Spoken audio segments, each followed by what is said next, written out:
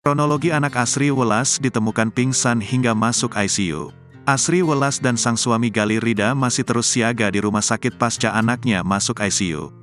Putranya, Ryan Gibran Rida Raharja sempat tak sadarkan diri di rumah. Bahkan tak merespons hingga akhirnya dilarikan ke ICU. Sembari menangis Asri Welas menuturkan bahwa yang membawa ke rumah sakit adalah sang suami, sementara ia masih di jalan dari butik.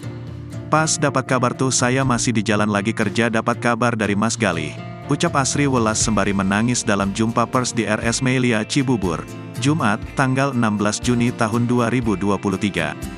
Galih menjelaskan kronologi ketika ia menemukan buah hatinya tak sadarkan diri usai mandi sore.